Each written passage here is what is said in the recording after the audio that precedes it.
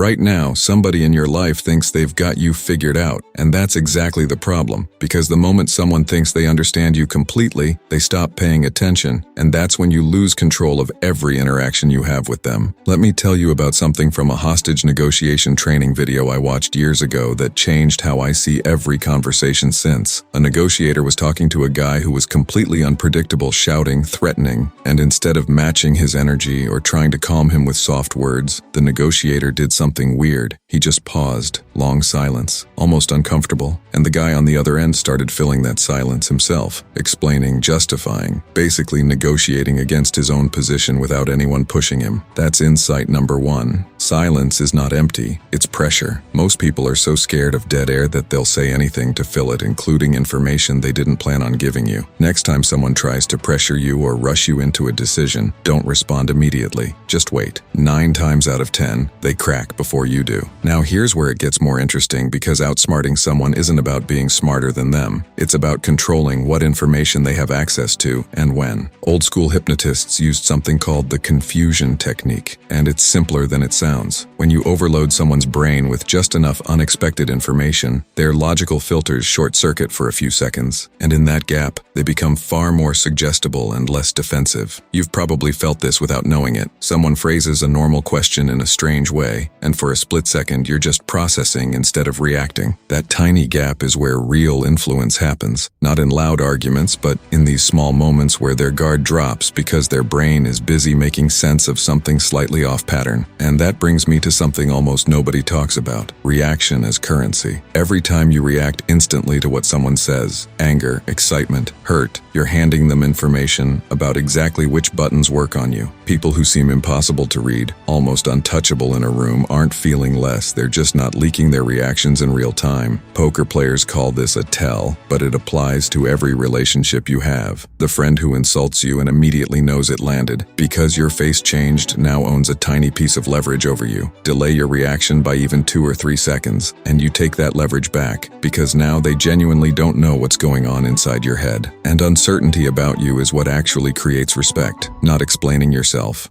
not proving yourself. If this is hitting different than the usual advice you've heard, drop a comment telling me which one you've noticed in your own life, because honestly, some of the best insights in this video are going to come from people replying below, and I read every single one. Let's go back in history for a second, because this next one is wild once you see it. Genghis Khan, before reaching certain cities, would send scouts ahead who deliberately spread exaggerated stories about the size of his army, sometimes multiplying it by 10. By the time his actual forces arrived, entire cities had already surrendered, not because of what actually happened, but because of what people believed was about to happen. That teaches you something you can use today. People don't respond to your reality. They respond to the version of reality they've constructed about you in their head. This is why some people walk into a room and command respect without saying a word, while someone equally capable gets ignored. It's not talent, it's perception management, and perception is built before the interaction even starts. Now let's talk about something FBI negotiators use called labeling, and it's disturbingly effective because it feels like empathy, but it's actually control. Instead of arguing with someone or agreeing with them, you simply name what you think they're feeling. Something like, sounds like you're frustrated because you feel unheard. And when you label someone's emotion accurately, they feel deeply understood, their guard drops, and they become far more willing to cooperate with you, even when logically they shouldn't. Manipulators use this to build fake trust fast, but you can use the exact same tool to diffuse conflict or calm someone spiraling, and the other person walks away thinking you're just naturally good with people, when really you used a specific,